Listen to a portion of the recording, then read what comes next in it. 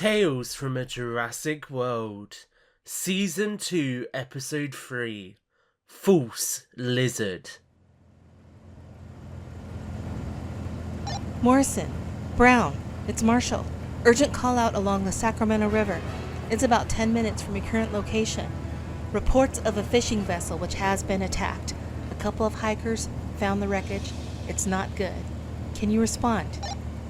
Fran Marshall's voice sounded alarmed as the radio inside the US Fish and Wildlife truck buzzed to life. Morrison and Brown had been sat talking, their vehicle cruising through traffic on Interstate 5 as the duo returned from a visit to a containment facility further north in the county. Since the incident at Brown's wedding, the duo had been back on frontline duties and had helped to contain a wide variety of animals, including a Pachycephalosaurus, a group of Parasaurolophus, and a Coryphosaurus. Dangerous encounters had slowly been on the rise, and Morrison and Brown had heard reports from their colleagues that several agents were injured in an operation to capture a Metriacanthosaurus. A fast response was crucial in ensuring the public weren't injured, and this call-out would be no different. Supervisor Marshall, this is Agent Brown. We can respond. Any details on what animal we might be dealing with? Based on what we know is on Isla Nublar, it sounds like it could be a Baryonyx or a Suchomimus. Over? Negative, Brown. Hikers haven't reported anything, although they asked for permission to leave the area rather than waiting, which suggests it isn't very good. I've notified the local sheriff's department, and I believe they are being dispatched to join you. Any other backup in the area? Brown asked, clearly concerned. Not at this time. Given the level of threat and the fact that the Dangerous Species Division are unable to deploy any additional resources, I've advised the sheriff's department to arm up. If you can't contain the animal safely, then you need to terminate it. We don't have the equipment to risk a dangerous capture operation. But that goes against everything we've been doing. It does, but we don't have a choice. Tranquilize it if you can, but don't take risks. Marshall out. Brown sighed and looked out the window. Morrison remained silent for a moment and then looked over at her. Dan isn't wrong, you know? The job is getting more dangerous. We have no idea what we're walking into. Brown didn't look at him as she replied. I know. I also know in some cases capturing these animals isn't possible. But it doesn't feel fair that we created them against their will just to die.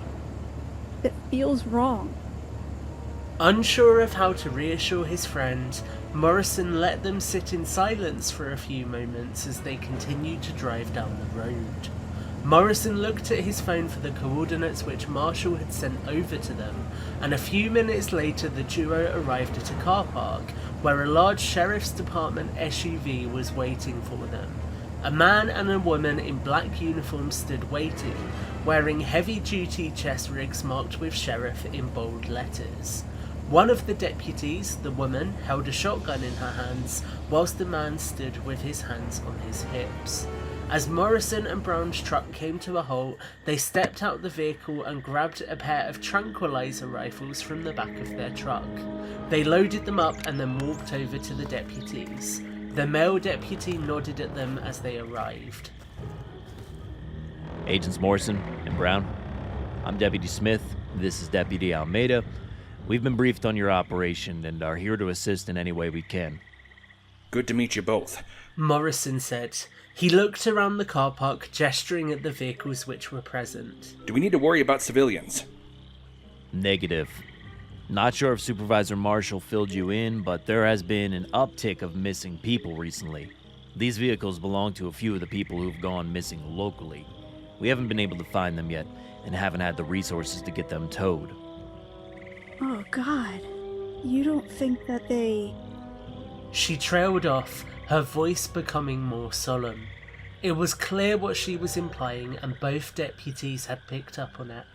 Almeida nodded grimly as she motioned towards a pathway through the trees at the far end of the car park. Follow us. We'll take you both down to where the boat was found. The Fish and Wildlife agents followed the pair of sheriff's deputies as they pushed through some trees and shrubbery and followed what was clearly a well-trodden path down towards the water's edge. The environment was very different to the forest which Morrison and Brown had spent a lot of time in recently. Here, so close to the fast-flowing Sacramento River, the area was filled with pockets of water and swamp life of all descriptions. The agents were careful to step on firm ground as the mud beneath their feet squelched and squeezed. Eventually, after picking through the swampland for a few moments, the group came close to the shoreline, where an old wooden boat came into view.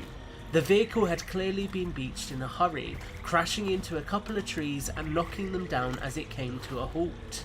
Brown noted that Almeida's grip on her shotgun tightened as they got closer, and she raised it to her shoulder. Eventually, the group were a couple of meters away from the trail, and the scene suddenly became so much worse than they had imagined.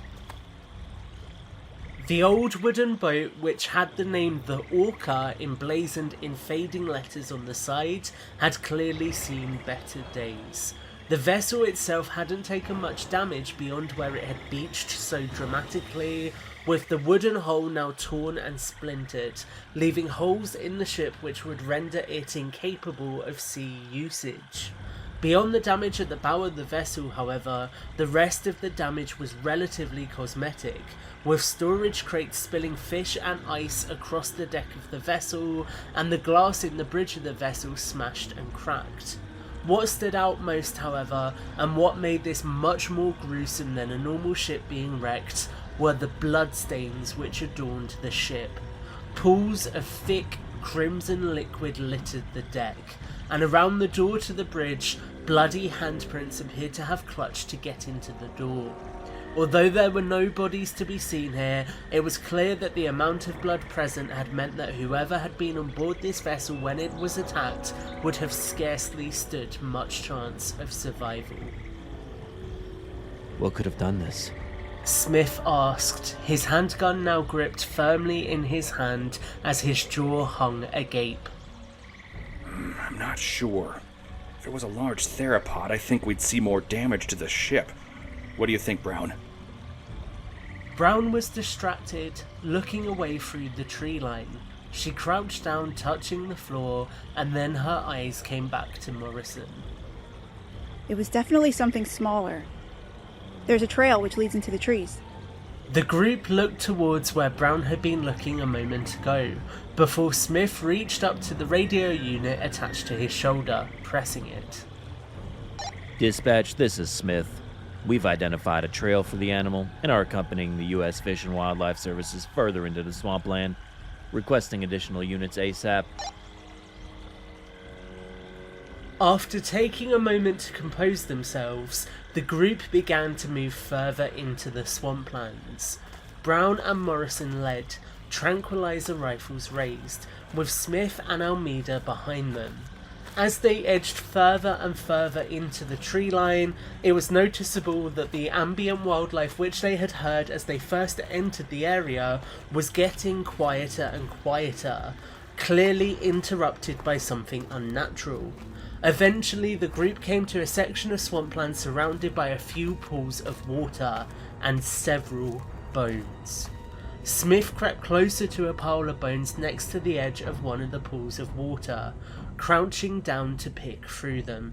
He found a wallet amidst the remains and searched through it, pulling out a driver's license.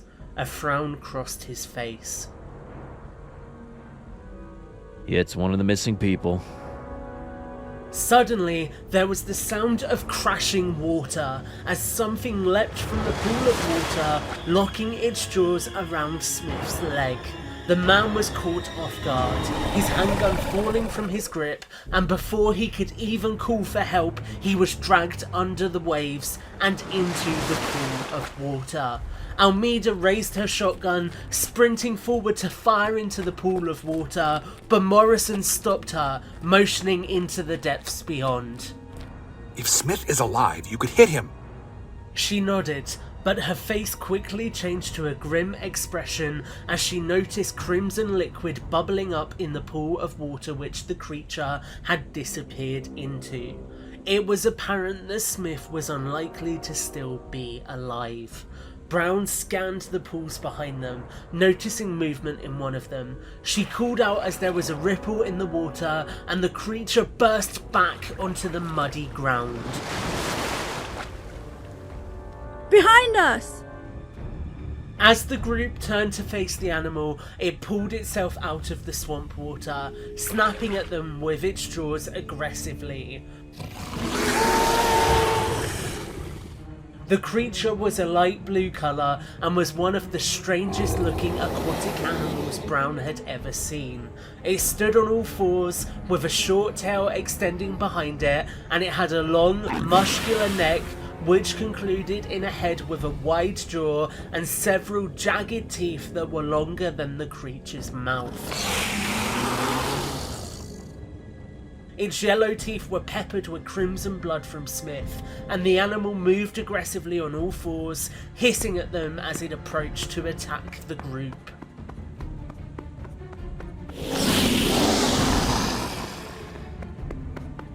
I've got this, Morrison said, stepping forward with his rifle raised.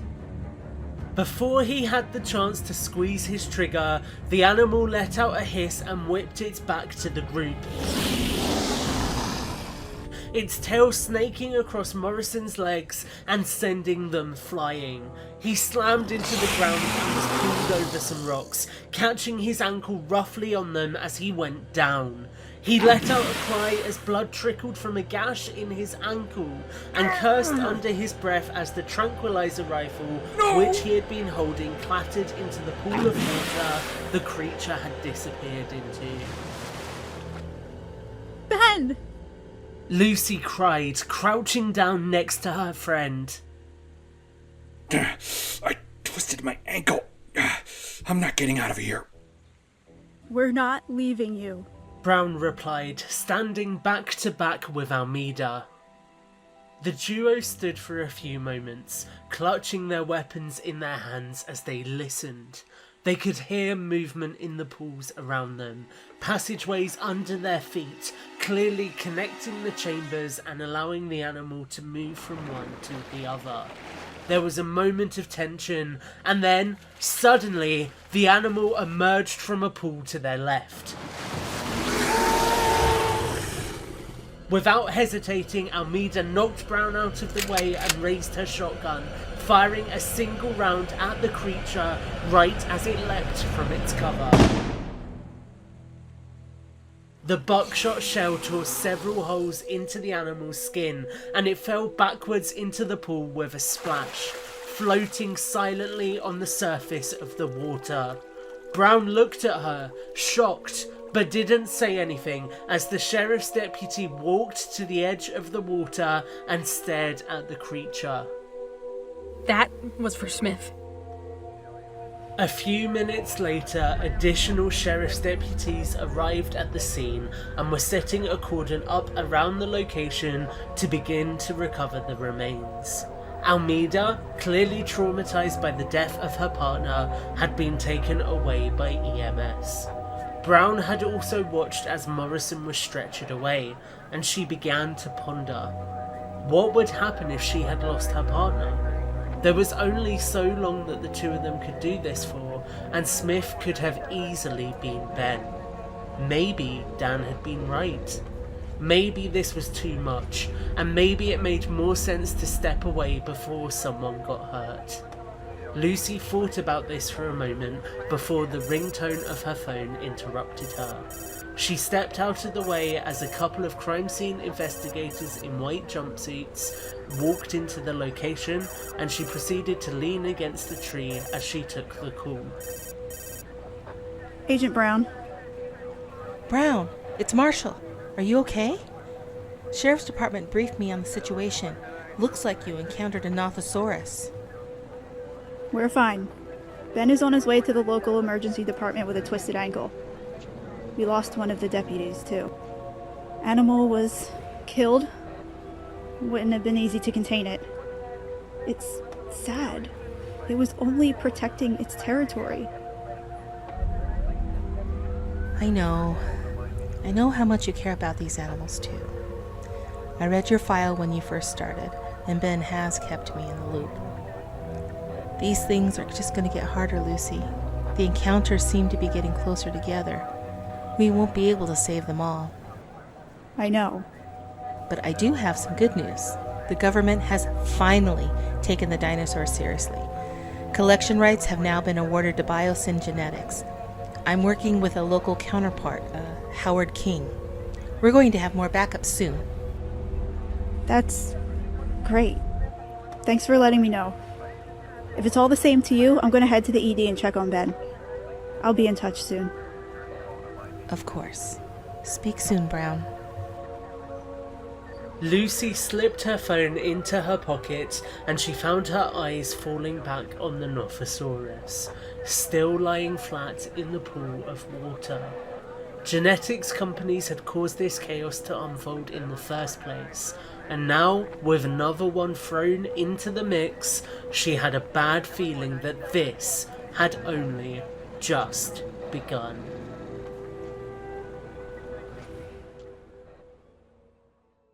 You have been listening to Tales from a Jurassic World. Ben Morrison voiced by Jared Ransom, Lucy Brown voiced by Ashley Friel, Fran Marshall voiced by Dot Pause, Deputy Smith voiced by Brad Jost, Deputy Almeida voiced by Amy Henriquez, intro music by Brooks Leiby, accompanying music from the Jurassic franchise and Jurassic World Evolution, sound effects from Epidemic Sound, written, created and produced by Tom Jurassic. Tales from a Jurassic World follows the US Fish and Wildlife Service as they adapt to dinosaurs in the wild.